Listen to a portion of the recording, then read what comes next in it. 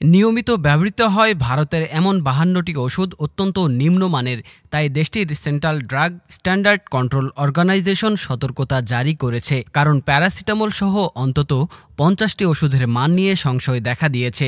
Paracetamol, pantoprazole এবং bacteria সংক্রমণের চিকিৎসার জন্য ব্যবহৃত বেশ কিছু অ্যান্টিবায়োটিক নিয়ে সতর্কতা জারি করা হয়েছে।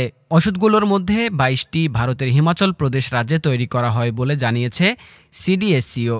নমুনা সংগ্রহ করা হয়েছিল জয়পুর, হায়দ্রাবাদ, ওয়াঘরিয়া এবং গুজরাটের ভাদোদরা, অন্ধ্রপ্রদেশ এবং ইন্দোর থেকেও। সূত্রের খবর যে ফার্মাসিউটিক্যাল কোম্পানি ওই ওষুধ তৈরি করেছে তাদের নোটিশ পাঠানো হয়েছে।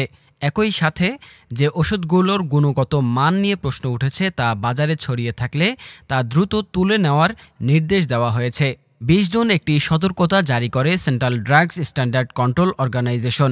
সতর্কতা অনুসারে মোট ৫২টি ওষুধের নমুনা পরীক্ষা করা হয়েছিল সিডিএসসিওর মাধ্যমে। এসব ওষুধের তালিকায় রয়েছে ক্লোনাজেপাম ট্যাবলেট, যা খিঁচুনি এবং উদ্বেগজনিত রোগের চিকিৎসায় ব্যবহৃত হয়; ব্যথা উপশমকারী ডাইক্লোফেনাক; অ্যান্টি-হাইপারটেনশন ড্রাগ টেলমিসার্টন; অ্যাম্ব্রোক্সোল, যা শ্বাসযন্ত্রের রোগের চিকিৎসায় ব্যবহৃত হয়; ফ্লুকোনাজোল, একটি অ্যান্টিফাঙ্গাল; এবং কিছু মাল্টিভিটামিন এবং ক্যালসিয়াম ট্যাবলেট।